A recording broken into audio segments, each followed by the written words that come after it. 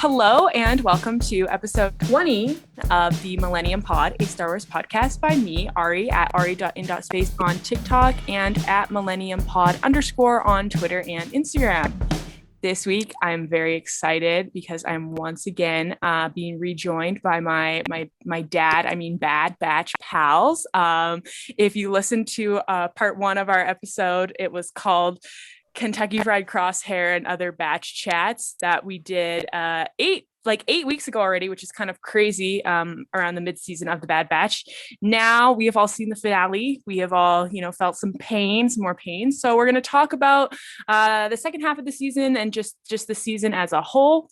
But why don't y'all go around and introduce yourselves once again, in case people either forgot or didn't listen to part one, which they should have, but it's fine. Give us your name, pronouns, where we can find you on social media.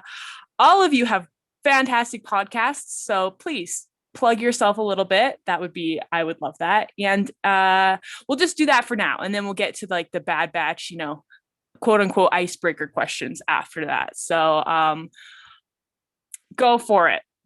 Someone volunteer. I volunteer as tribute. Excellent. I'll jump first. Hello. Hi everyone. My name is Camila. You can find me on TikTok at Boricua Wookie. I also have a Star Wars audio drama podcast called Beings of the Galaxy. And that's an anthology where each episode is a look at a different original character behind the scenes, just the people in the background throughout the Star Wars universe. You can find that wherever podcasts are streaming. Also on Instagram at Beings of the Galaxy Pod. And then my pronouns are also she, her. Sorry. And I think that's it, right? Yep. I think you got it all. Perfect. I will go next. Hello, I am Kevin, he, him pronouns. You can find me on TikTok at Kev28 _ and my podcast is called Back to Jakku.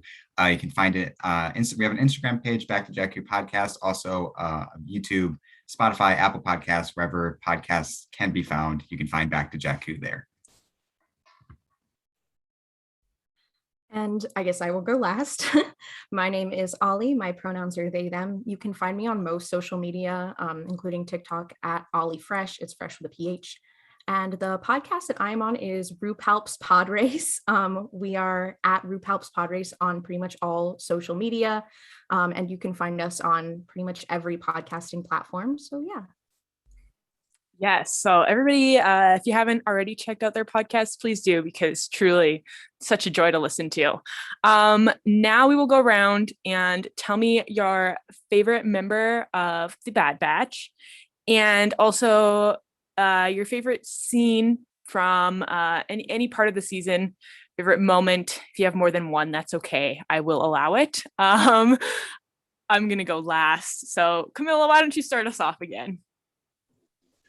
Great, I shall. Okay, my brain kind of fritzed for a second. The questions were favorite character and then favorite scene. Yeah, or moment, whatever. If it's a whole episode, okay, that's fine. Of the finale. Of just anything from the whole season. If your favorite part was, the very first episode, that's cool. Okay, great, perfect. All right, well, my favorite character is still, has been since the first episode and still is Omega. I love her so much, and the final episode truly solidified my love for her, because I think I talked about this in the beginning, but when you first see Omega and you have that beautiful image of her super excited and the hyperspace reflecting in her eyes as she's looking forward to going into space, I was nervous and hoping that they wouldn't put through all of these trials and tribulations, and then she would come out of it jaded and a darker character. I feel like that happens a lot. And so it seeing her at the end of the season still maintain that hopefulness and that optimism, that desire to see the good in characters, and specifically still in Crosshair, that just solidifies that she is my favorite character and I love her so much. So Omega is definitely my favorite. And then the Omega, that beginning scene, I think the one that I mentioned about the hyperspace, with her in hyperspace is up there. But another one that's really standing out in my mind is her conversation with Hera about flying and how Hera talks about flying is a feeling, and just the two of them interacting together was so special and so sweet, because again, Hera's another one of my favorite characters and another very hopeful character, and to see these two children, they are kind of influencing each other and teaching each other, and to know that Omega has the foundation and a hand in the foundation of who Hera comes to be was super exciting and really great to see. There are so many other favorite moments, but that's what's standing out in my mind. That was, wow. I'm gonna cry. Beautiful, beautiful response. Kev, go for it. Well, if the toothpick in my mouth says anything, it has been, probably always will be. And man, I'm going to jump ahead a little bit here, but watching this finale, I wasn't able to fully enjoy this episode because I have not been that stressed or anxious watching something in forever. The entire time I'm thinking, Crosshair's going to die. Crosshair's going to die. And I literally, I wasn't able to enjoy the episode fully because I was so nervous. So Crosshair's been my favorite. I think he's the coolest, and I feel bad for him. Into that a little bit later. But favorite moment of the entirety of 15, I'm gonna Hauser's speech, because Hauser more like Wowzer. Am I right? But I think that was one of the high points in the show, is kind of seeing the other side of the clones post Order 66. It's like, oh, they're not all, controlled by their chip. They still have some free will, and some of them are openly against what the Empire is doing, and they're going to stand up for what they believe in. And I mean, Hauser's got the second best haircut of all the clones, right behind Hunter, in my opinion, and his armor is so cool. And, I love everything about Hauser, and I think we're going to see him again in season 2. I think he's become a fan favorite. I think there's no way they don't bring him back. So his speech, where he kind of, talks to his brothers and is like, hey, what are we doing here? I think that was such a high point in the show. And then again, episode 15, everything else that happened in that episode, I also enjoyed. Yeah, no, you're right. Hauser more like Wowzer. Oh man, but you're not wrong. You're not wrong. He does have incredible hair, and that speech was definitely a high point for me as well, because it's just like, wow, get it, man. And then they all, I can't. Okay, moving on. Ollie. Yes, so I had an extremely similar feeling during the finale to Kevin, in that my favorite member of the Bad Batch is Hunter. And I was the whole time being like, I hope Hunter doesn't die. I'm going to be really upset if Hunter dies. So about halfway through episode 16, I was like, okay, I think we're safe. I don't know if we're losing anybody. I have really liked the show. I always have trouble picking out my favorite of anything because I feel like the parts complement each other. But I love Hunter because I think he has a very good mix of, like, I'm protective, but I'm also trying to be a pragmatist and figuring out what's, the balance between doing something for the greater good and doing something to keep the ones you love safe. I always think that's a really interesting sort of character archetype. And the other thing too is Kev actually stole my favorite moment, which was Hauser's speech. That being said, I love the entire episode with the Syndulas. Hera is one of my favorite characters. I am in love with Eleni Syndulla.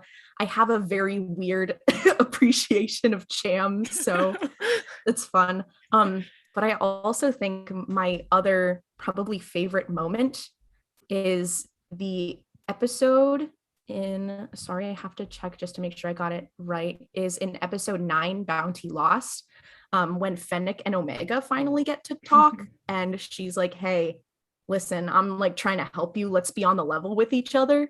Mm-hmm. I love that. I love Fennec Shand. I cannot wait to see her again. I know she'll be back. But yeah, it's so hard to pick a favorite because there's so many good moments. No, yeah, definitely. So much has happened. I honestly almost forgot about that Cad Bateman Fennec Shand showed up and dueled. Like, that feels so long ago, but that was awesome, despite what some people on the internet said about that. But For me, my favorite of the Bad Batch is also Hunter. Pretty much, the reasons you said. I mean, I also like how, he's trying to find his place in the galaxy, his place within the Bad Batch, and also their place as a whole in the galaxy. And he's really taking on that leadership role. In trying to decide, what's right. And you can tell even when Crosshair in episode 16 is like, y'all can join me, for that second there, he does consider it. And I think it's always good when a character is going to consider all options, even if some options are bad, like joining the Empire, right? Like, it's never good to just be adamantly I'm right no matter what. And so I think that's also a good thing about his character.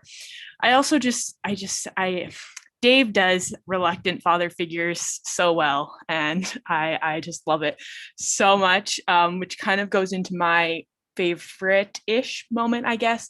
The Hauser scene is obviously up there, but we've already mentioned that. So I will say one of my other favorite parts was in it's kind of like a two-part in episode 14 and 15. So in episode 14, when Hunter is like, you guys got to go, I'm ordering you to go. That killed me. I think I cried like the whole day every time I thought about it.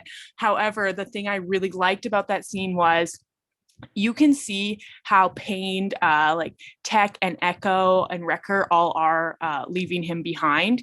You can see it. They did a really good job of that, which one is actually some character development for Tech and Echo, but two, it just shows, how close they are as a crew, because we don't always see that. Like a lot of the emphasis was focused on Hunter and Omega's relationship or Wrecker and Omega's relationship. So it is nice to see that brotherhood and how pained they were. And then I didn't like the way Omega was begging him to order them to come back. That killed me. However, the payoff in episode 15 when they got reunited and she like full ran into him and of course he didn't move because he's a solid hunk of a man, but she just ran into him. That I was like, oh, I feel so good now. I feel so good. So those two moments together, pain, but the relief was just, they did it again. Star Wars did it again. And the payoff was great. So I think that's at least like the most recent one I can think of that would be favorite for me. But yeah, so let's dive in. I want to hear, thoughts on the finale. There's a lot of thoughts from a lot of different people out there. I really liked it. I thought it was great. I understand, people saying it may have been underwhelming, but as other people have said, we have to remember this was a 2-part finale. If you watch it as a whole thing, it wouldn't have been underwhelming at all. I think there's a lot left to think about. And I think although we don't have like, your classic cliffhanger of someone just got blown up and we don't know what's going to happen or something like that, I think we have a lot of cliffhangers in the sense of we don't know what's going to happen to Crosshair. We don't know what's going to happen to the Batch. Now we don't know where they're going. We don't know how this most recent event and them being reunited with Crosshair for a bit, we don't know how that's going to affect the other 4 internally and their relationships with each other. So I think there's a lot that's left open, but yeah, I'd love to open it up. Ollie, you look like you're ready to say some things, so let's go. I'm so sorry. On RuPaul's Pod Race, when we record, we all raise our hand when we want to talk because there's 5 of us and we're all annoying, so we have to decide who's going to go next. Perfect. So if I'm standing here like this, but so I think to address the Crosshair in the room, I thought that there's a lot of stuff I see about being like, what Crosshair did was good, or I'm forgiving him, or he's bad and he's irredeemable. I think that there's a middle ground there. And I think that what's really interesting about Crosshair is that they didn't try to make you like him. Like they didn't try to make him a good guy at the end. And I really appreciated that, because if they had taken Crosshair's overarching story, had him drop the revelation that he's not chipped anymore, and then had him immediately be like, yeah, I'll come with you guys. Like, I believe, Kevin, you said this in a TikTok, but the idea of Crosshair appearing again and getting to actually experience like well, wait, now that there are actually no other clones and I'm the only one, here's how the Empire doesn't really care about me and doesn't care about the clones. I'm not going to be having this glorious purpose that I thought I was going to have. So I'm really excited to see him face consequences for his actions, and actually go through and do the work if they choose to go the route of trying to redeem him, or at the very least paint him in a sympathetic light. So I thought that it left Crosshair in a really interesting place, one that we don't see super often in Star Wars. Yeah, no, it definitely did. And it also left us in a spot where I feel like we can't necessarily condemn him for being with the Empire yet, because he hasn't actually seen what is going on and what they're actually doing. Like, to him, it's just, oh, this is the next thing, I need to follow orders. That being said, obviously, you know, if he goes out and sees, you know, the Empire's enslaving all these people and blowing things up and being just horrible, then yes, then I feel like we can say, sir, what are you doing? Go ahead. And I mean, like, sorry, No. To be fair though, I do think that there's a conversation that we need to have about how quickly people are willing to forgive him when he has literally said, I'm siding with the fascists. And I know in episode 2, Crosshair was a part of a team that gunned down innocent civilians who were unarmed. So I really do think we need to examine, first of all, why we're so willing to forgive him so quickly, and why we don't feel like a lot of people don't care about seeing him put the work in for redemption.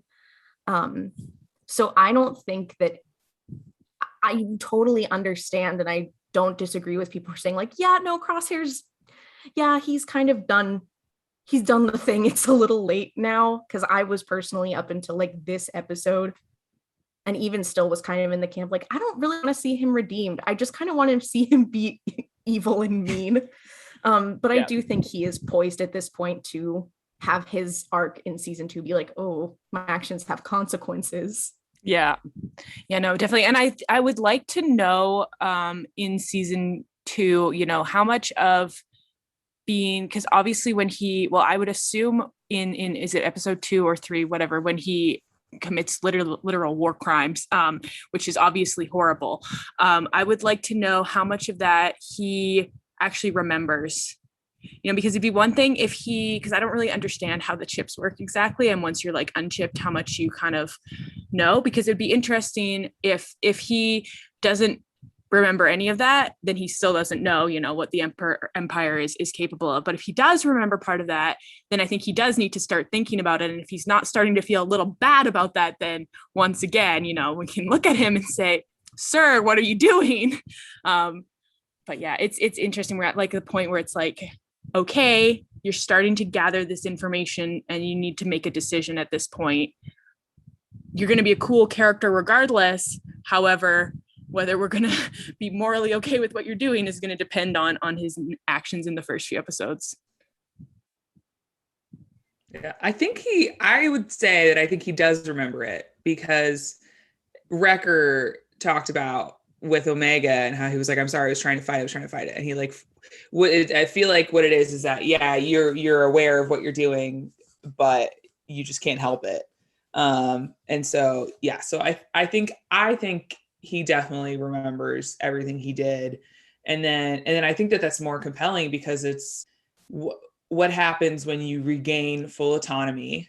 You remember what you did when you didn't have control. I'm sure there's that question, just everything going on with Crosshair is so interesting to me. Mm-hmm. He's definitely the most interesting character, I think, in the show. And then I've seen in a while, I think, in Star Wars, period.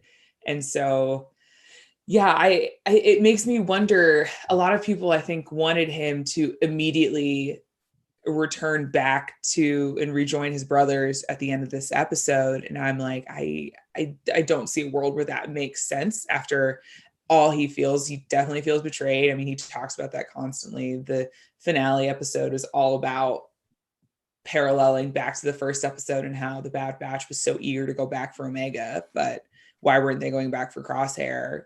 Then you have like Wrecker saying, why didn't you come back for us? And it's like, could Crosshair come back for us? But like Wrecker's the only one who also has chip activated. So if anybody knows what it's like to try and fight it, it's Wrecker. So is he justified in saying that kind of stuff?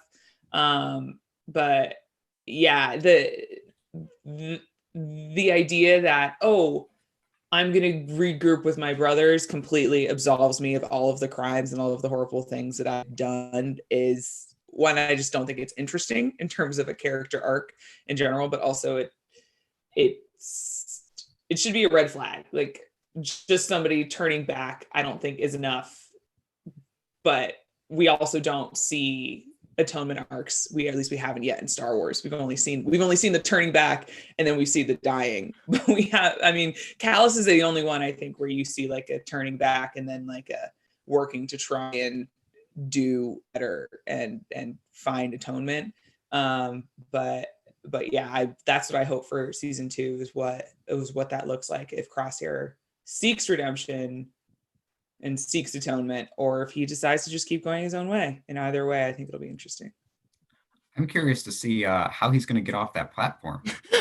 Because he's all alone out there. He's in the middle of the ocean and like I know people have mentioned it, but the other thing too is they did have to get close to the platform to get it to rise up out of the water. A lot of people have said this, but now that the ship is gone, is it just gonna sink back down with him still standing on it? Oh no.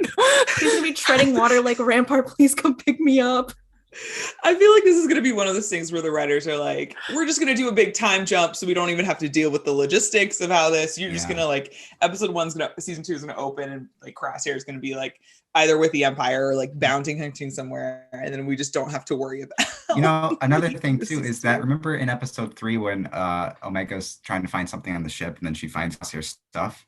I think they could have offered him his stuff back. It's like, hey, while you're out here, do you want your things back? Like, because we got them on the ship and we're not using them, so you might as well take them back. Playing To the Left by Beyonce for Crosshair. Oh man. Yeah, no, that might be my only complaint about the finale is the last like 2-3 minutes felt like very much like, we're here, you're not coming, peace. There didn't really seem to be much like, even like I don't even think they needed to like ask him many more times, but like a little more dramatic music, maybe a little slow-mo of the Marauder flying away. I don't know. It just felt very much like, oh, and we're done. Rip Crosshair. Good luck swimming. I think he was completely justified in not joining them again at the end of the episode 2, because he's going through a lot right now. Because obviously he doesn't feel like he fits in with the Bad Batch because he feels very betrayed, and I think rightfully so. And then again, once he realizes that, oh, well, the Empire just left me for dead. Like they were open fire on Tapoka City with me still there. He's like in between right now. And I think his arc in season 2 is going to be really compelling. And it's going to kind of be him really figuring out like where he belongs. I mean, is that not what Star Wars is finding your place? Mm-hmm. And so I think in season 2, I think he will find his way back to the Bad Batch eventually, but it's going to take some time, and it's going to take some almost self-discovery and kind of realizing that he's done some wrong and that he needs to make up for that in some way. I am also in the camp where I believe he 100% still has his chip in his head, because all we know is that he said he does it. So all we have is his word, and he keeps grabbing his head. And I'm like, why would they make him do that if he didn't still have his chip in his head? Because if Crosshair's been acting like this on his own free will without the chip, that's going to crush me.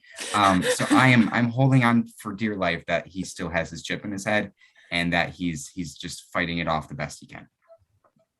Yeah, I don't know. So I don't have an opinion. I can't tell. Well, if you want to go, I also do have some thoughts regarding that. You go ahead. I'm just going to echo. So Beth, for listeners, Beth is a friend of ours on TikTok as well, at mara.j.skywalker.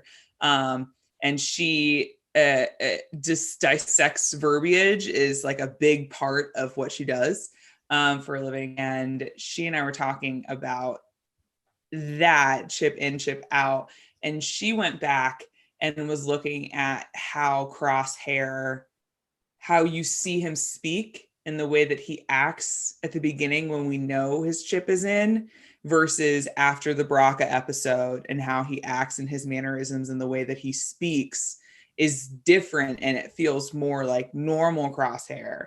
And so that is evidence that maybe his chip is out.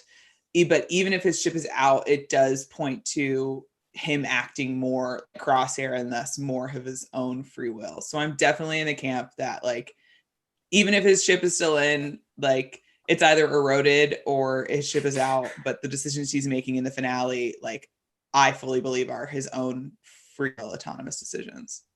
I agree 100% with that. I think it's Noah at the Jewish Jedi on TikTok who has also said kind of like, it doesn't really matter at what point he got his chip removed, because he never chose to make, like at this point, despite the fact that he does feel betrayed by his brothers, which is obviously sad, it doesn't excuse the fact that he has seen the things the Empire has done, seen the things that the Empire made him do, and is still like, yeah, no, I'm cool with that. I also think a lot of people forget there is a line in the Clone Wars arc, the Bad Batch arc in the Clone Wars, where he talks about the regs in a really not good way and is like, yeah, I would have left Echo behind too, like whatever, like they don't really matter. So I think a lot of people don't think about that aspect, is that Crosshair's always kind of been elitist. That being said, of course, like he's still a really interesting character and there's still no shame in liking him and enjoying his story. But I just think but I agree. I think even if his chip is still in, I think that his choices are at this point, I do believe his choices are his own. Because we see from Hauser as well, is that Hauser's chip, I'm 100% sure, is still in, but Hauser is still able to make choices and is still able to say, when it doesn't involve Jedi, I can think clearly and still act of my own free will to a certain extent. So I think they wouldn't have shown that whole situation with Hauser if they didn't want us to critically apply that to Crosshair. Yeah, that's a great point. That is a good point. Wow. Okay. Yeah. Something that is about chips, sort of a tangent, but it's about chips. I was talking yesterday to my good friend Sydney. I believe her TikTok username is @rebel_Ray, but I can't quite remember. But anyway, something like that. If you type it in, she's great. You also check her out. However, we were talking about this and about the chips and about Hauser, and she asked the question that neither of us felt like looking into when we were just talking about it. Do the chips eventually just kind of like deteriorate and become not useful? Like, could that have been something that may have happened to some of the older clones without having gotten them taken out? I think Hauser is one of the older clones, correct? So could that have been a reason perhaps why he kind of suddenly was like, the Empire sucks? And could this potentially be something that maybe is happening to Crosshair, and potentially, again, I'm just going out on a limb here, since his chip was supposedly enhanced, could that have made it deteriorate faster? I don't know. This is a little out there, but it's kind of sciencey, and so my brain is like, "Ooh, let's talk about that." Chip science. If y'all know the actual how chips work, please inform me and everyone else. But yeah, I don't know. I don't think that we know exactly how the chips work, but that wouldn't surprise me. That's actually a really interesting thought, is that they're super strong when the order is activated, but then after some time they kind of deteriorate, because we've seen what a deteriorated chip looks like from seasons 6 of the Clone Wars. So maybe that's what all the chips look like inside of their heads after some time. But yeah, I think that would be a really interesting idea. Question: were there other orders besides Order 66? Do you guys know? I think so, but I don't know what. But I'm pretty sure. The only information that we have on like different orders, I believe, is from Legends. So in canon, I don't think there are any other confirmed orders, or if there is another order. And to answer the question, I have been on this very specific soapbox of how I think the chips work, or at least specifically how Order 66 works, is that we know from Wrecker having his little moment that the chips specifically are in regards to killing the Jedi and Jedi sympathizers. So when there aren't Jedi involved, I think that the clones are much better at acting of their own free will, because we see when they destroy Camino in this most recent episode, the clone that reports to Rampart to confirm that Camino has been destroyed looks really apprehensive about it. So it was definitely a choice to show even the clones that have chips, and we don't know how old that gentleman is, it doesn't really matter. They still have their own individual thoughts and are still conflicted about stuff. It doesn't turn them into droids, which is the whole point, is that the clones are not robots. And that's one of the big things. And that's in, I believe I mentioned Dark Disciple last time I was on this podcast. But in Dark Disciple, there is a part where Dooku talks about, like, I believe it's Dooku, we use droids, so there's no casualties. And then there's so many other parts in Star Wars where they're like, well, we use clones and they're people, so they're better at thinking and better at fighting, and they can make decisions that droids can't. And that is a huge theme, I think, of media around clones post Order 66. Like, that's what the whole Bad Batch, I think the whole arc with Hauser was about. So yeah, I mean, I think that chips deteriorating could be a thing. But I'm also kind of inclined to think, unless a Jedi is involved, the chip isn't super important to the story unless otherwise stated, like to the clones, like, thought process, if that makes sense. That's a thing people were talking about too with Hauser's, because people were like, did he execute Order 66? Like, we don't know, because there were Jedi and Ryloth, maybe he did. So I think the fact that it might have, how do I want to phrase this? The fact that it would be so closely tied to Jedi, and maybe the only way Order 66 is effective on clones is whether they're in the presence of a Jedi or not. I think that's a really interesting thing to think about. Yeah. So if that's the case, like, sorry, go ahead. No, I was just going to say, I wonder also, because we know Crosshair's chip is enhanced. Mm-hmm. And so what does an enhanced chip look like versus a regular chip? Like, did they enhance it so much that, like, Crosshair, so that they could control her Crosshair in a way that they weren't able to control maybe the other clones? Because what Crosshair doesn't have any Jedi involved, but we see an influence of the chip on him. So yeah, the lore around the chips I feel like is very minimal, and I would love a little breakdown. Let's an appendix to the Star Wars book. Can we get a little bit on chips, please? Exactly. So, but yeah, that was a huge question I have about the Bad Batch as a whole, and something I kind of wish they had done more, and probably will in season 2.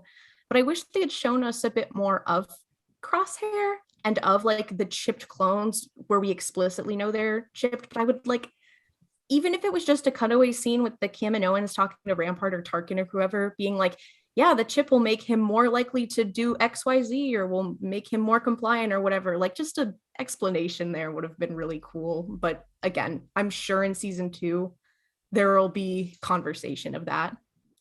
Well, and I think that's why I'm very conflicted about Crosshair just in general, because we really we didn't see much of him. And I'm like, are we assuming that he was off committing more crimes all the time? I mean, probably, but at the same time, it's it's hard, especially because of there's two scenarios, right? If he just has the normal chip and it hasn't really been enhanced, and we're assuming that it only affects Jedi, then that we can assume he was kind of in control of pretty much everything he was doing, which is bad. And that is bad for him. And that lowers him on my sympathy scale by a lot. But if we assume that perhaps the enhanced chip acts in the same way as the normal chips do, turning the clones against the Jedi, but instead his enhanced chip was making him target the members of the Bad Batch, because that is a theme we see a lot, is every time he sees them, he's like, I gotta get him. Then I don't know. See, this is the problem, because we know nothing about the chips, and we also didn't see Crosshair very much. So I'm very excited for season 2, already. As I said earlier, I don't know why people thought that it didn't leave us wanting more, because I want so much more. And then, of course, the other thing too is perhaps and likely the reason why he was so obsessed with finding his brothers is because they abandoned him, and he does have that kind of personality that's out for revenge. So there's all these things, and I'm very conflicted because, once again, I'm a huge proponent of, if you don't understand or you don't see what's happening, then I'm not going to, like I said, completely be like, you are the worst person ever, because I've used this example before in Lost Stars. I think, have you all read it? So Thane joins the Empire because that's what you do when you grow up on a backwater world and that's all you know. That's what you do. But the second he realizes, oh, this is actually really bad, he leaves. And so I'm not going to be mad at him for the first 100 pages of the book when he goes to the Imperial Academy because he didn't know better. But I don't know if that same can be applied to Crosshair because I don't know if he knew better or not. And this is why I'm very conflicted. I think we as an audience can benefit from the fact that we don't have all the information right now. Is that the ability for us to sit here, the four of us, and be like, I don't know what to think, he's kind of justified, but is he justified? This is bad, this is good. I think a lot of the criticism around the Bad Batch finale circles on, they didn't spoon feed me exactly what I wanted to see. And it truly solidified the show is it's all in the gray. Hunter and the Bad Batch messed up on one point. Crosshair messed up. Crosshair's justified in his feelings. The Bad Batch is justified in their feelings. And I would love more of Crosshair, but I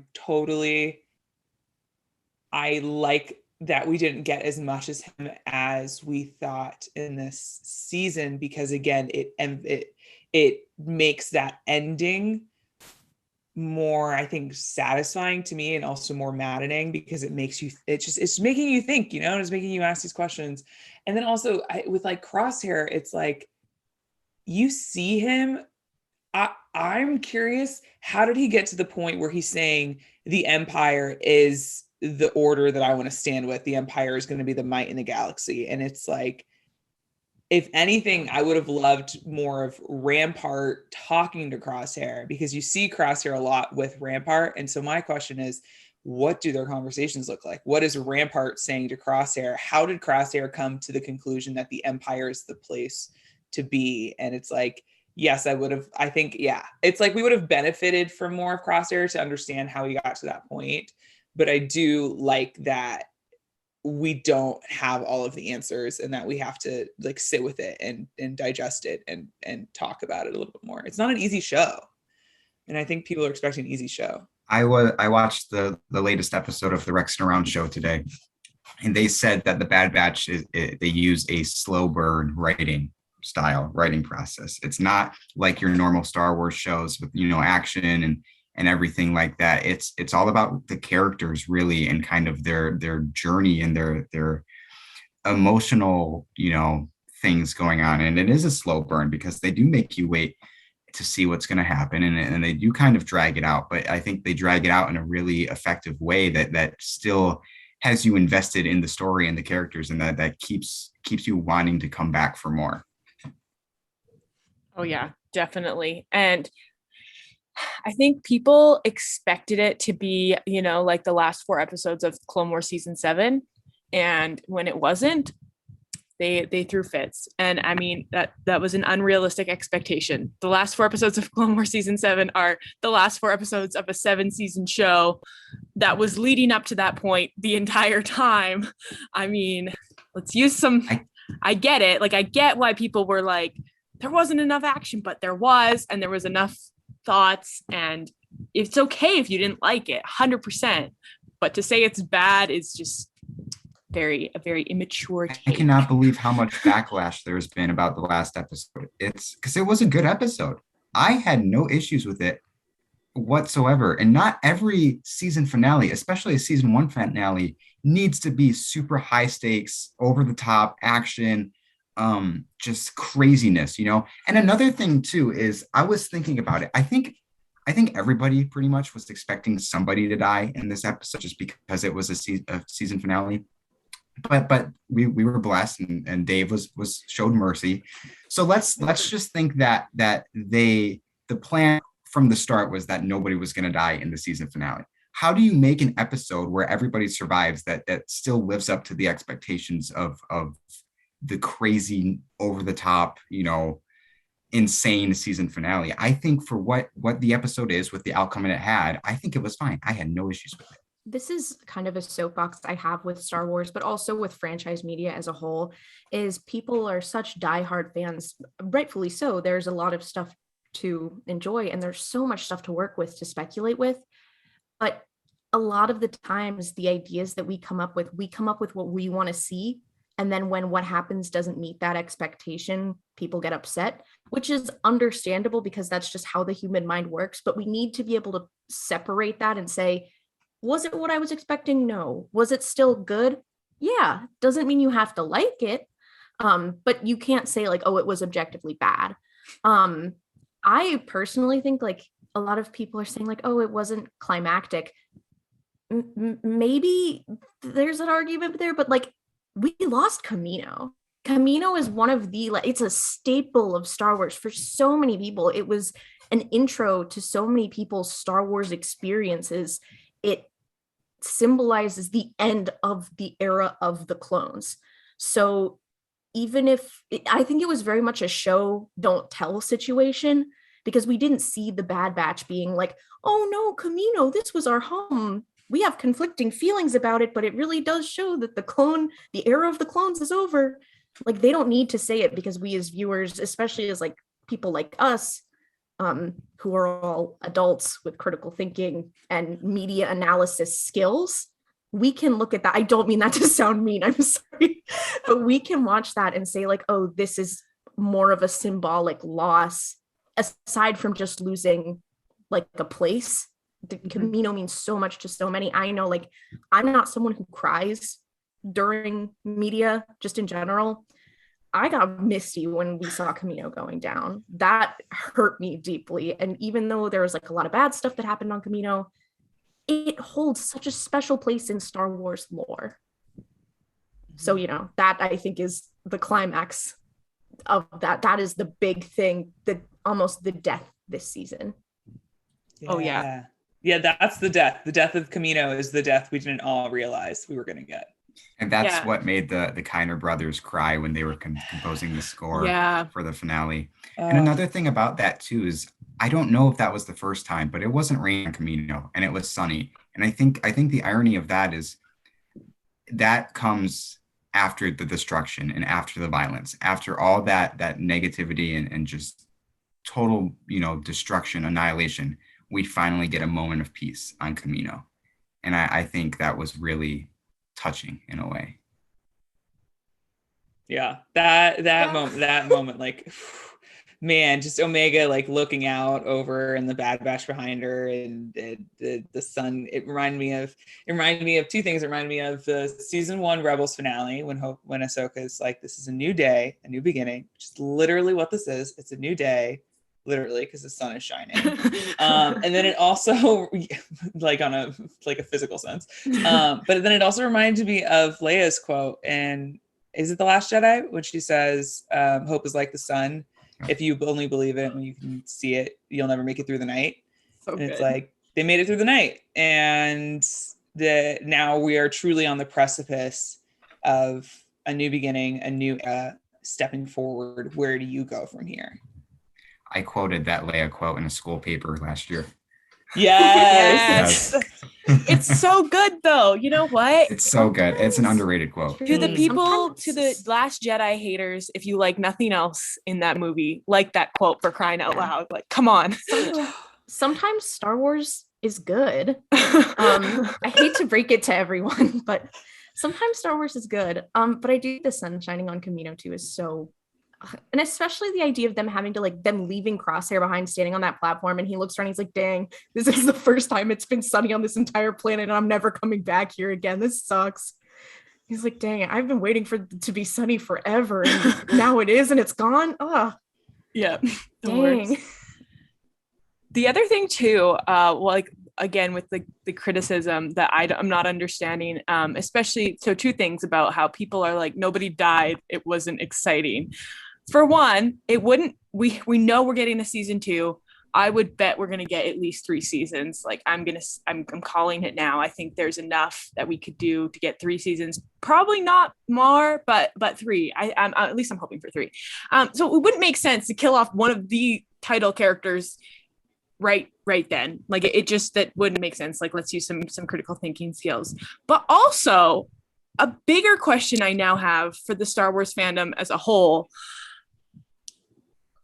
do people have to die for it to be good? Like, now I'm wondering, because for me, I love Rogue One because of how it shows the implications of the war, and how it shows, that life actually sucks, and people are dying, but like, not that they're dying, but you know what I mean? Like it's showing the war. I don't like it because all the characters die at the end. In fact, that's like my least favorite part of it. But now I'm wondering, I've been thinking about this all yesterday and today. I'm like, do people just like love Rogue One because everybody died? Because that's the vibe I'm getting from a lot of people in this fandom. Like, I'm very confused now. I don't think it's you guys. However, I am a little concerned for some of our fellow Star Wars fans based on some of the comments about being disappointed that no one died that I've been seeing. From like, I think that it does make sense for people to like be like, oh my gosh, someone's gonna die, because it does provide like an immediate emotional impact. So I think that that's the first thing people think of when they think of like, what's something that I'm gonna feel. But I do agree. Like, I think Rogue One is one of my favorite Star Wars movies. I think that thematically it wouldn't make sense if they didn't all die at the end. I think that's part of what makes that movie so special. But I also think like not every Star Wars movie has to end in tragedy. I mean, the original trilogy, the whole main squad, you've got Luke, Han, Leia, Lando, Chewie, R2, C3PO, like none of them die. And that's, Return of the Jedi is one of the most iconic movies like of all time, and it's one of my favorite movies, full stop. I think a lot of the times people want that pain, but then sort of ignore some of the other things that could give you a similar emotional payoff. Like, again, like we said, like no one died, but we lost Camino, and that was the death. Mm-hmm. I would like to see us continue down a path where we say like, yes, we're putting these characters through the ringer and we are dealing with a lot of heavy topics, but we don't need someone to die for the story to be meaningful or impactful. There are cases where it does need that, or where that does serve the story, but I don't want to see characters get like fridged like unnecessarily. Yeah, agreed. Cause yeah, I was crying. I think I'm the opposite of you, Ollie, where I can cry very, very easily, and I cry a lot. And I cried multiple times throughout the show, and the finale parts 1 and 2 were no different. But yeah, one of the things that made me cry the most was like Omega, and moments where Omega's being super hopeful and being super optimistic, and nobody's dying in those parts. But yeah, it is still eliciting a similar emotional reaction. And everybody's always like, why is Star Wars so sad? In a moment where, this finale was still very sad. But it wasn't sad, I think, in the way people are expecting. And yeah, it all goes back to what's your expectation. And if you are disliking something because it doesn't meet your expectations, that's fine. But recognizing that you can't say that it is bad because it didn't meet your expectations, like that doesn't work. That, because you can't, that's an absolute statement, and only Sith steal an absolute. So. Correct. Retweet. Yeah.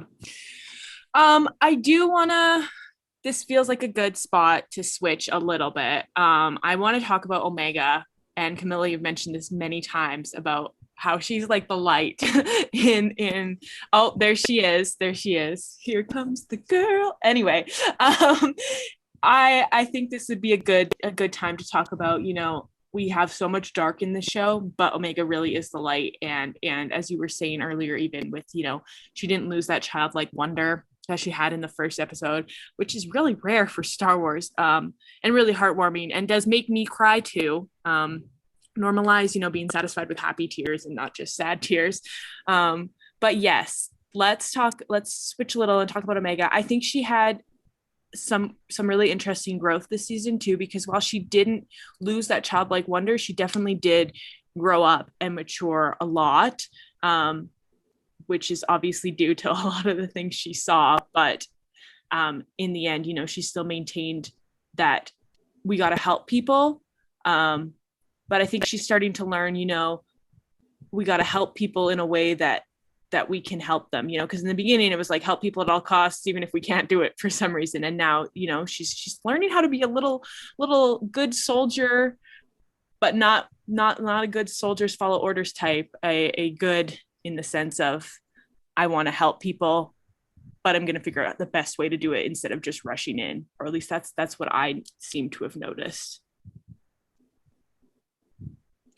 It's interesting that you say we have to help people, but like the way that she looks at helping people is different from the beginning versus the end, because I think you like really especially see that in her conversation with Crosshair.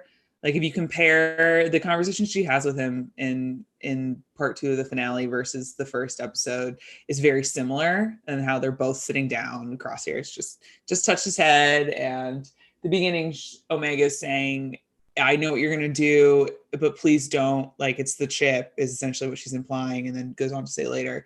But then in the finale, she's saying, I wanted to believe that it wasn't the chip, but this is who you are. And so I think that's the clearest moment of growth in her, where she recognizes something. She was naive and ignorant in the beginning, but her experiences throughout the show helps her realize the truth about this character. At the same time, though, I think a lot of people see that and think, oh, she's lost all hope in Crosshair, but she never says, you can't come back. She never says, like, you're lost forever. At the very end, she's saying to him, like, you're their brother, you're my brother too. And she still has that longing to see him come back to them. She just has a better understanding for who he is as a person, and she's better able to judge people because she's met so many different kinds of people. And so that, I think that was one of the most poignant moments to see in terms of her development. I think she's come so far, and I'm so proud of her, and I can't wait to see where she goes. And she is like I also think something too that really was interesting is that she goes from sort of being the Bad Batch's like little sister, like the little one they're all looking after, to being like their older sister who is sort of calling the shots and is like not only like chronologically their older sister, but she feels responsible for them, and she expresses that, which I think is a really cool choice, is her seeing like, I have a responsibility to you. And it's a really cool discussion about family, and what family means, and like how connected are you to your blood family, and how much does that matter. So that I'm always interested in that sort of story. I think the other thing too that we were talking about, I guess I just want to expand on that, is the idea of Omega being like, her motivations feel really realistic. She feels like a little girl, like a real child. I think we see a lot of media where they're accurate, like younger boys. Like we get Ezra, and I love Ezra to pieces. But like, I feel like he's a pretty reasonably realistic representation of like the teenage motivation. And Omega, I think, is the first time we see like a literal like child, because she's younger than Ahsoka was, for sure. Mm-hmm. Like, but what's nice too is when she talks to Crosshair, and we see this, is like she wants to help people as much as they deserve and want to be helped. And that's like a very realistic motivation. And I just love seeing kids who actually act like kids, and who have, act like real people, but still have a certain level of wonder and optimism. And I just love Omega. I think Omega is such an amazing addition to the Star Wars universe. I'm head over heels for her. yesterday I posted a TikTok where I ranked every episode from season one, and there was somebody in my comments that said the video had nothing to do with Omega, it was just ranking the episodes. And this person commented, Omega is an F tier character. I'm like, hard disagree. I really I don't get the Omega hate because to me she's almost like the glue. I feel like that's holding the batch together at this point, and she just sees the good in everybody, and she sees the good in Crosshair, and she tries to show some empathy for him and everything. And oh, I will say though, the one I definitely don't agree or like everything that comes out of Crosshair's mouth, especially when he said, just because you're a clone doesn't mean you're one of them. I was like, dude, you didn't have to say that. Like, you didn't have to go that far. But yeah, Omega's just, she's the hope of the Bad Batch, and I love her character. I love where I'm excited to see where they're going to take her in season 2. And I'm on the look for that Omega Funko Pop too, because I'm going to try and get them all. There's been a bunch out here. So if you want me to grab one and I mail it to you, and Ollie, I still owe you your Thrawn doll as well. So just let me know. No rush. I don't think I want to know what this Thrawn doll thing. No, it's because Camila is the MVP of getting people things in places where they cannot go. Because there is a wooden Thrawn doll from Disney World, around Disneyland, that I'm obsessed with. And I was talking to Fern and Julia about it. So I guess through the grapevine, I'm just anyway. I'm That's so incredible. excited. This is why we make friends on the internet, because they can get you wooden Thrawn dolls. Yeah, I have a Bo-Katan for Beth that I'm staring at. So truly, Kev, if I see Omega and you want me to snag her for you, I will. I'll hit you up later. Yeah. For sure. Okay, before we run out of time, I did have something I wanted to say. With regard to the aggressive Omega hate, a lot of what I'm seeing is Omega is so annoying and she's constantly taking them on side quests and it's causing filler episodes. Like, that's not the comment, but that's the vibe I'm getting from people. And to these people, I would just like to say, there literally cannot be such a thing as a filler episode when it's on a streaming service, because they are not like bound by any contract of TV to produce a certain amount of episodes. If they only wanted to do all like the 10 episodes that people are considering not filler, they could have just done that. But they have a story to tell and they have a reason why they're putting in all of these quote unquote filler episodes, which I don't think are filler because I think they're great. And again, I'm just like so far over all of these people that are like, this everything with Sid and Omega is filler. It's like, it's not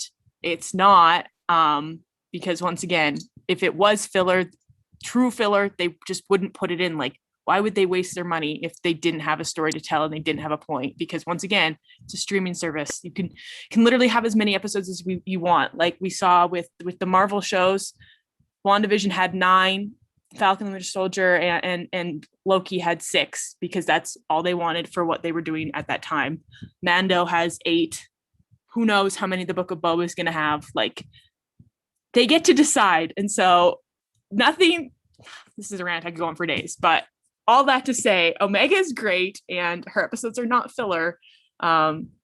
Because also within going on all of her little side quests and helping people, that's how she's grown, and that's how we get her from point A to point B, from episode 1 to episode 16, in going from we got to help everyone at all costs to we should help people, but we can only help them as much as they want to be helped, which I think is very, very great growth. And another thing about the filler episodes too is that we're getting a season 2. So we don't know if anything that happens in these quote unquote filler episodes is going to come back into play later. It's exactly. Like you can't call something filler if it's going to have an impact on the story later. So I don't get it. They brought back Cut LaQuaine. Like, you can't say like at this point I'm like, dang, I need to rewatch every single episode of Clone Wars and Rebels and The Mandalorian, because I'm afraid they'll make a reference to it in the Bad Batch that I won't understand, because every single Star Wars property is essential reading. Like, it is. It's just so funny. And I also think the other thing I say too about filler episodes is I don't think it's bad if something's quote unquote filler. like, just because the plot isn't driven forward in one episode doesn't mean it's bad. Like, sorry to keep bringing up Rebels, one of my favorite episodes of Rebels is where Zeb and Ezra steal the TIE fighter, and it's just a so fun episode. Like, some of the parts do come in, like, are important later, but like episodes like that are just fun. You learn a little bit more about the characters, and even if the plot isn't driven forward, and even if there's not a lot of development, it's just enjoyable. And I think that's something that we lose sight of a lot, especially with streaming services and with seasons of shows being shorter and shorter. We want to make sure like what time we have is valuable, so we want to make sure it's going towards developing the plot and the characters, and I understand that. But especially with a show we know is getting a season 2, let's sit back and allow ourselves to enjoy it. Yeah. And this, you know what the thing is, the same people would complain if we only got 8 episodes of The Bad Batch. They'd be like, why did we only get 8 episodes? And be like, because y'all didn't want the quote unquote filler. So even though once again, it's not, we don't know, we won't know if it's filler until the end of everything. Plus, like you said, not everything has to be plot driven. Sometimes, you know, one sentence in a episode that you don't think is plot driven could be furthering character development. And also with The Bad Batch too, we have like no information about early Empire in this time, and so a lot of it was just world building, which I personally really, really like, because I think this whole time period is so interesting, especially the transition from the Republic to the Empire, so interesting. And so we're getting world building. Like, come on, people. Like, I'm convinced some people truly just want laser sword fights, and that's it, which is fine. If that's why you like Star Wars, that's totally fine. But some of us are out here enjoying the deeper aspects of Star Wars. Star Wars is more than just the pew pew and the laser swords, you know? So yeah, it truly is. It truly is. Another thing that people seem to be complaining about a lot, and sorry to make this people are complaining about this and I think that's dumb podcast, but something that people are complaining about is saying things like, oh, this show is turning into, you know, cameo of the week, which is just false. I mean, how many cameos did we have in 16 episodes? Like, really not that many. Like, I mean, if you include like everybody in the Ryloth episodes, and it like bumps it up a bit more, but if you like just count Hera, then it's less. But like, I personally feel they added a lot. And also Camila, I believe, made this point on TikTok. People only really started to complain about cameo of the week after our girl Hera showed up, which, you know, I would like to give people the benefit of the doubt. Could just be because, you know, that was, you know, the 4th or 5th cameo. But it could also be, you know, some underlying things.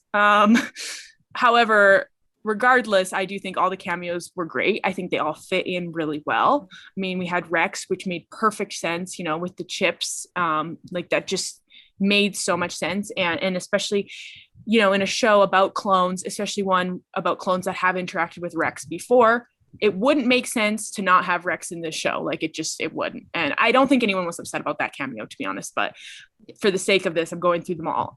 So that one made sense. And then was next Cad Bane and Fennec. Well, Fennec, I guess, came out first technically, in episode 4 or 3, which made sense. Both of those made sense as bounty hunters. Like, people would have probably been mad if they would have just brought in new bounty hunters. They would have been like, why didn't we use the ones we already had? So again, don't understand the complaint there. And then we had Hera.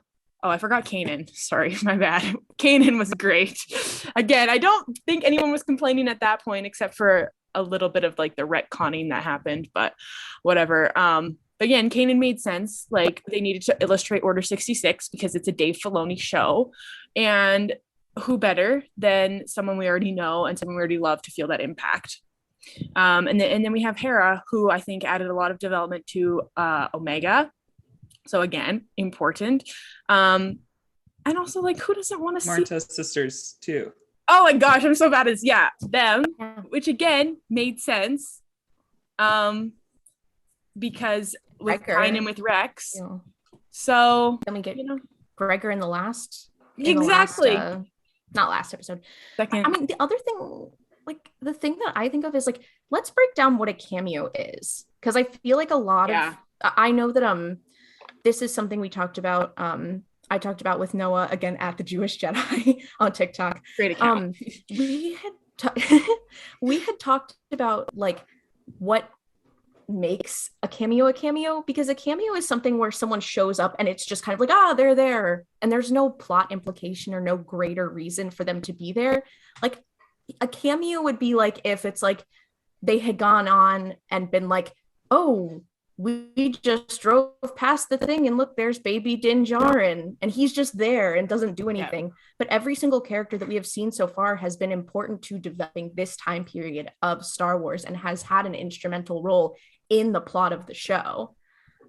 So I have trouble even saying like they're cameos because they're really just like appearances. You're so right. You're so right. Yeah, they really are. So yeah, first of all, these people are wrong. Right. None of these appearances have felt out of place either. Like every time a character shows up, it's with a purpose and it makes sense for the story. So yeah. So like an example of something that I feel like I may be upset about is if, as people are saying, Obi-Wan shows up in the Andor series, because to me, why? That doesn't make sense. I mean, they might make it make sense. And, I might look back at this and be like, I was wrong if he does show up, if that's a strong, if I don't think he will. But something like that feels thrown in, whereas none of these feel like they were just thrown in for fan service. Like they feel like they had a story to tell and they needed a certain type of character. And so they used pre-existing characters of that type because it would connect better with fans. And who doesn't want to see some of their favorites? I mean, come on. Yeah. I feel like cameo should be synonymous with Easter egg rather than guest appearance, because it's like Chopper and Rogue One. That's a cameo. I would even say R7 is a cameo in the Bad. I feel like that's our only true cameo in the Bad Batch. Yeah. Because he was just Droid was just hanging out. I don't know if R7 is. Anyway, that's just not a point. Anyway, R7. Yeah, R7 is like is I think the only like real cameo in the Bad Batch, but I agree with what's been said already. All of the guest stars make complete sense to me. The Clone Wars is a sequel, or the Bad Batch is a sequel show to the Clone Wars, and thus it makes complete sense that characters who were in the prequel to it in episode 1 would show up in episode 2. So it makes sense to me that you see the Martez sisters in this episode. It makes sense to me that a show about clones, you see Rex in it, or Cad Bane. You talk about, super fearsome bounty hunter. Makes sense you have Cad Bane in there. And I also think that each of the guest stars, each of these appearances, they're serving a purpose to help establish, again, adding to the world building of the Bad Batch in this time period. And then they're also each serving a purpose in teaching the Bad Batch something about the state of the galaxy. And characters like Saw and Hera specifically. And again, I mean, but like all of these characters, they all make sense, It makes sense that Tarkin would be like, go take out Saw, because it makes sense that Saw is saying we have to keep fighting back against the Empire, that he's not gonna just roll over. It all makes complete sense, perfect sense. And so it feels like each of these characters, like I think the moment that stands out to me the most is when Rafa says to Hunter, in the end we all choose sides. And you see him wrestling with that through the rest of the season, and especially when they interact with different characters. And so not only do the Martez sisters being there make sense because they're there because Ahsoka left the Order and interacted with them and sent Rex to them because that was her only person outside the Jedi Order that he could connect with.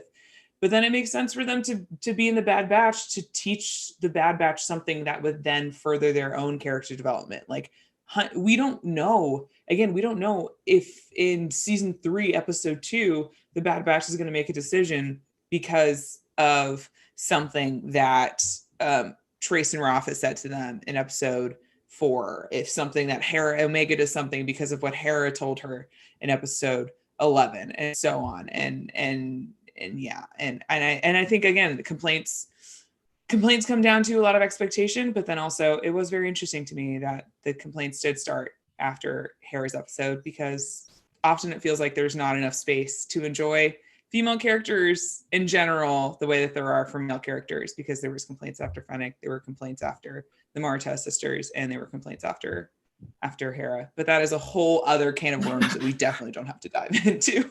I don't know why people are getting so upset either, because I love seeing old characters. I love seeing characters that we already know and love. When Hera and Chopper popped over that little cliff, I lit up with excitement. I was like, "Oh my gosh, look, it's them!" And I just don't know why people are getting so upset over that. Like, the other thing is, like, not to be toxic, but Star Wars, there's a lot of Star Wars fans who would be really upset if there weren't these cameos. Maybe it's like, okay, well, sorry it wasn't Darth Vader. Like, sorry it wasn't Darth Vader. Sorry you have to see a little girl in Hera. And sorry you have to see women characters like Trace and Rafa who you think are so stupid and you didn't like before. Like just because they're not the characters that you wanted to see doesn't mean that they are quote unquote cameos or that they are bad or that they are devaluing the show. I mean, I'm like, sorry we didn't see Boba Fett, but because I mean, I would have liked to see the Gentleman as well, but like we did get like some really solid world building and we saw some really cool pre-established characters. I think they did nothing but add to the story and develop the world we're in. And it helped contextualize things too. Like, you need a character who you know where they're at and you know what their motivations are in order to help you realize where the characters, our POV characters, stand and what their moral compass is in comparison to the wider galaxy, especially one that doesn't take place in the world we live in, because it's hard to understand, like, what is the situation? What is the vibe here? So yeah, I like it. You know what? I think we should have more cameos next season. Retweet Bail Organa. Anyone, please? Oh, absolutely. Shoot, conductor of the Bail Organa train over here. Let's go. Just give me some Bail content, please. I can't wait for the episode where Omega babysits baby Leia Organa. Oh, let's go. Oh man, I didn't Dave, think Dave, about if that. You're listening, please give us that. I'll forgive you for everything. That would be something to see. I'm still waiting to see my man Commander Wolf in Bad Batch animation. It's coming. We got Rex, we got Gregor. He's next. Oh yeah. Yeah. Someone said, oh, it was Beth, Mara J. Skywalker, and I thought of you, Kev, when she said this. She was like, I just have this feeling that maybe Wolf will end up being like a bad guy alongside Cody in season 2. And I was like, please don't tell Kev that. I think that would ruin him, because Crosshair is also your favorite. You know, and I do have like, that is my theory. My big theory is that they find Gregor, whatever. Wolf and Cody are going to be together. They're going to be like, okay, let's remove both of their chips at once, and they're going to be able to get Wolf's out, but not Cody. That's my theory. That's been my theory. I don't think it's going to happen, but if it does, I want everyone to know that I was thinking about it. I definitely think Cody is going to show up. He has to. I mean, come on. I need to see. I don't even like Cody. Cody content. However, I feel like it would be weird if he didn't show up. So, did you guys know he was on the cover of the season 1 of the Clone Wars DVD set? That it's just a picture of Cody. Well, now we do. It's just him by himself? Yeah, it's just a picture of Cody. What? Yeah. I mean, today is what anniversary? It's like the 14th, 15th, 16th? Yeah, it is. I think it was 2008. So however long ago 2008 was. So somebody's better at math quickly. No. 13. Yeah, that's embarrassing. How long it goes to figure that out? Math. It's fine. Look, that's why my degree is in a social science. Yeah, mine's in physics and chem, so that really is embarrassing for me. Well, it's fine. You have no excuse. It's fine. Yeah, I guess.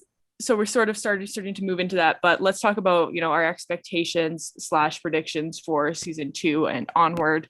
I think we're going to see Rex again. Obviously, Kev mentioned last time, his line at the end of the episode he was in saying, if you ever need me, you can call me. Doesn't make sense for them to just literally never show up again. So I think we're going to see Rex. I think we're going to see Cody, mainly because I think Cody stands will riot and Lucasfilm knows that.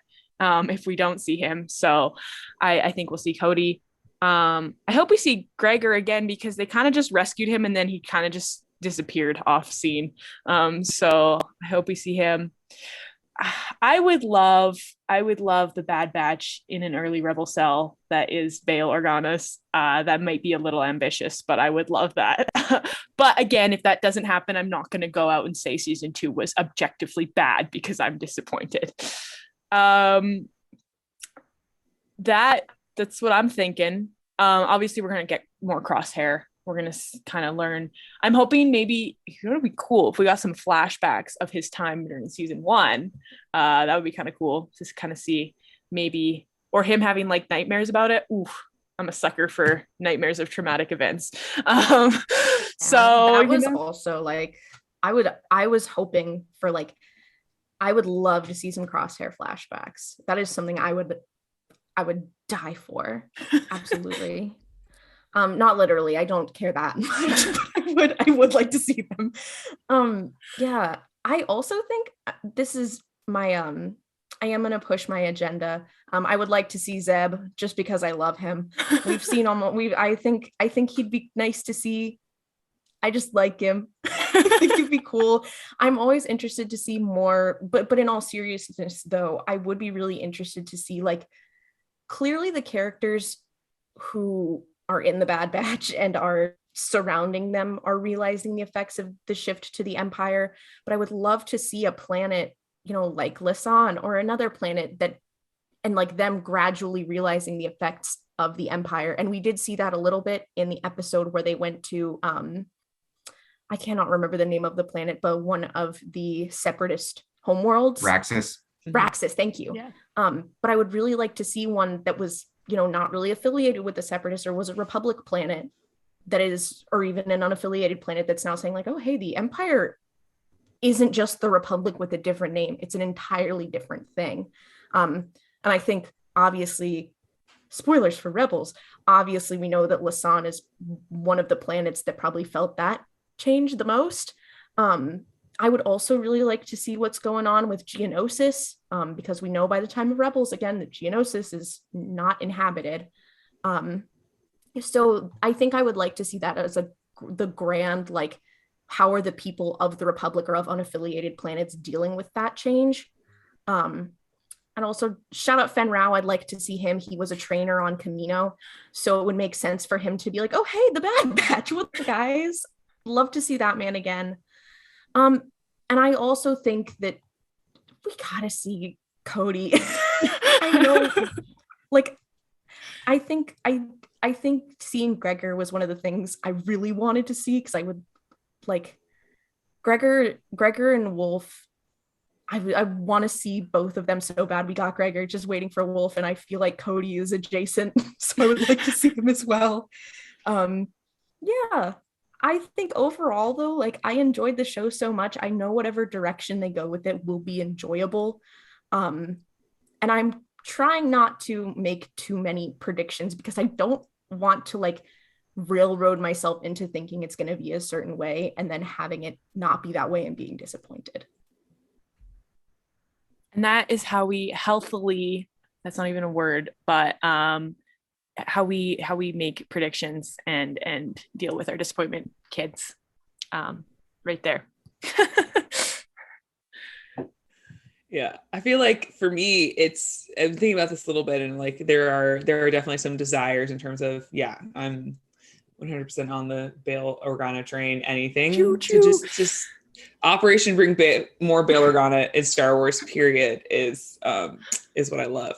But I think thinking about what did we get in this season that isn't resolved, and what could come in season 2 that I would love to see. I was thinking about Trace and Rafa got the information on the tactical droid head for Rex. Why does Rex need this information? What does that look like? What is Rex planning? Would love to see that.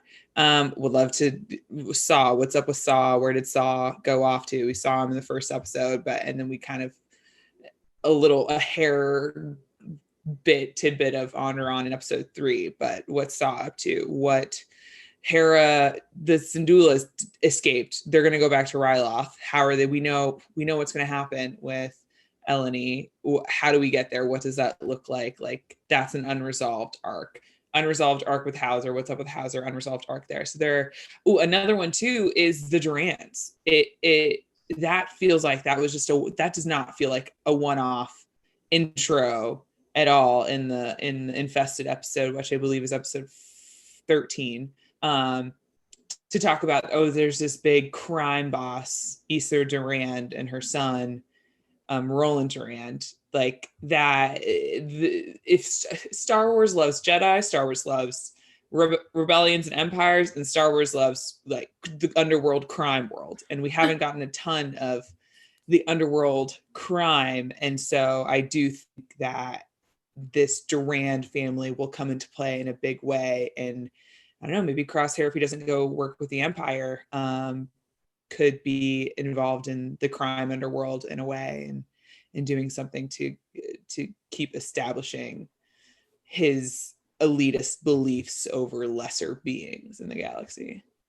Ooh, that's a good prediction. I totally forgot about the crime thing. Like literally so much has happened in this season. But yes, I would like to see more crime, because I think crime in Star Wars is cool. And I feel like they've given us like a lot, but like also not a lot at the same time. Like it's very broad, and I want more. So kind of my predictions for season 2. My hopes and dreams for the Camino uprising have both metaphorically and literally been destroyed. So that's obviously not happening anymore. But that's not to say there still won't be a clone uprising. It just won't happen on Camino, because I think Hauser, like, they're bringing him back for sure, and there's something that they're going to do with the clones. I also think, and I love this because you guys know I'm a big sequel guy.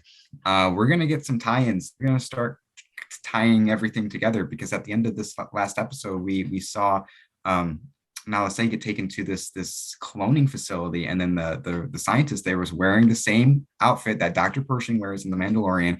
And obviously in The Mandalorian, we see that like Snoke looking clone thing. So it's all coming together. They're tying it all together, and I love that.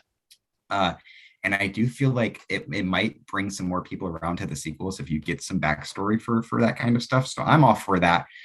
So I definitely think we're gonna get really into like the cloning stuff too. And I think it's just gonna be another fun season with the Bad Batch. I don't know exactly what they're gonna be up to. Maybe I don't think it's gonna be another season of them running jobs for Sid. Maybe they join a little, you're there for the start of the rebellion or something. I don't know. It's going to be interesting to see what they're up to. And then we're going to see Commander Wolf, and I am so excited for that day because he's my favorite. But I was thinking about it the other day. It's like Commander Wolf has been my favorite clone pretty much all my life. Crosshair might be coming for that number one spot. It's hard for me to decide. So right now I'll just say they're both tied for first. But we're going to see Commander Wolf and Bad Batch animation, and it's going to be glorious. That's another thing about this show too. It's stunning to look at. It's a beautiful show. Like it's just, especially episode 14 when they were on, I don't remember the planet name, when they went and got Gregor. The shot where Hunter fell out of the ship and he's getting up while he's being surrounded. Animation doesn't get any better than that. It was breathtaking. And that's another thing too. I think we're going to have Imperial stormtroopers in season 2 because they have the animation model, and we're seeing that kind of slow change. I loved how they brought the Ralph McQuarrie concept art into canon with the TK troopers. And it's just going to be a long wait for season 2, but I am all here for it. I know I want season 2 like now, but I know the payoff is going to be so good when we finally get it. But yeah, the animation truly is like as crisp as it gets without literally being in live action. It's so beautiful. It's so good. I want like screen caps of all of it on my walls. Like it's so nice. However, that was a great discussion. Great discussion, team. That was all I really had in mind when I was thinking about this episode and what I wanted to pick your brains about. However, any last thoughts? Speak now or forever hold your peace until season 2. If we're still around, we're still friends. Maybe we'll have a reunion episode. Which one of us is going to become the crosshair of this group and turn on the others? Hopefully none. We Kev, are the four of don't us. get We any are ideas. the bad batch. Yeah, I mean, I Guys, got the toothpick in my mouth. So We're the three good hunters in a batch. crosshair right now. yeah, hopefully that's not foreshadowing anything. Oh, one thing I did want to say that I totally forgot, that's totally not even relevant or important really, but why? What I want to know is why, when they got in the tubes, why Omega, the smallest one, got her own tube? Okay, that was just, come on. I was like, what is happening? And two, why did they put Hunter and Crosshair in the same tube? I was like, what? They're going to strangle each other. No, Crosshair and Hunter make sense to me because they're like, okay, Crosshair might pull something, so we want to make sure Hunter's with him so he can, hold him back. I guess. Why did they not put Echo or Tech with Omega? Because, and you know what? Here's my other theory. They were like, oh shoot, we forgot to give Echo any lines. Quick, we can give him a line joking about how he's in the same tube as Tech. There we go. There's Echo's development for this episode. Poor Echo. That's another thing I want in season 2, a little more Echo development. Like, poor guy really got left for dead in season 3 of Clone Wars, resurrected, and then got no dialogue. We got to prove that he's worth more than 2,000 credits in Yes. season 2. Yeah. Season 2 is only Echo and a bunch of cameos. But like actual cameos, like literal actual Literal cameos. cameos. Here comes 10-year-old Han Solo, and he's flying the ship in the background. There you go. Oh man, it could happen. You never know. But yeah, that was my last thought. Anybody else have last thoughts they want to mention? Yeah, I just want to say that Kevin Kiner and the Kiner Bros are not getting the recognition they deserve for the music of the Bad Batch. It's incredible. Especially these last few episodes when you hear these familiar scores come in, and it was the music is, if you didn't have the music, the Bad Batch wouldn't be as good as it is. I That 100% entire agree. when Camino was coming down and it's just like cutting back and forth between them inside and out, like in the water, as it was just like, and then the music in that moment as it swells. And I think it's I don't remember, I think it might be the clones theme maybe that's kind of like playing around then. Oh my, and I encourage anybody listening that they tweeted they had they tweeted a thread about what scoring this episode in the season meant to them, and it's very emotional and very powerful, and everyone should go read it because it is chef's kiss. But yeah, the music, amazing. Yeah, I think one of the music things that I like, again, I'm not a crier, but I think I was so emotional from seeing Camino go down. The scene when Omega is going to save Crosshair, and she's pulling him out, and her theme plays as she's like swimming and shooting to get him out. I was about to lose it. Yep. Oh my gosh. It's just Kevin Kiner, my icon, my beloved, my entire world, my sun, my stars. Thank you for your service. Omega's theme is absolutely beautiful. And then too, when in episode 15, when Crosshair and them, they're fighting off the droids, and the Bad Batch theme kicks in as they're fighting together for the first time in who knows how long. Oh my gosh, it was just so good. It's different. So good. Yes. So good. Yeah, truly. Star Wars music in general is just always so good, but the Kiner Bros are really raising the bar. So yeah. You don't have to put this in the podcast, but my dog's name, his name is JW, which is short for John Williams. So that's so that cute. That's staying in the podcast. Just everybody should know that, because that's pretty good. That's incredible. But yeah, any last thoughts before we say farewell? Yeah, I just want to say how much I loved this show. I haven't been this invested in a Star Wars project since the sequel trilogy. And I say that I've almost been living in this show because I'm so invested in it week to week. I'm always thinking about it. I'm always speculating and just enjoying talking with others about it. Like my entire TikTok page for the past who knows how long has been basically just Bad Batch stuff. And I'm loving every bit of it. And I'm just very thankful for that. And, it's fun being a Star Wars fan who actually likes Star Wars, Shocking how that works. It's funny how that's like a rare thing.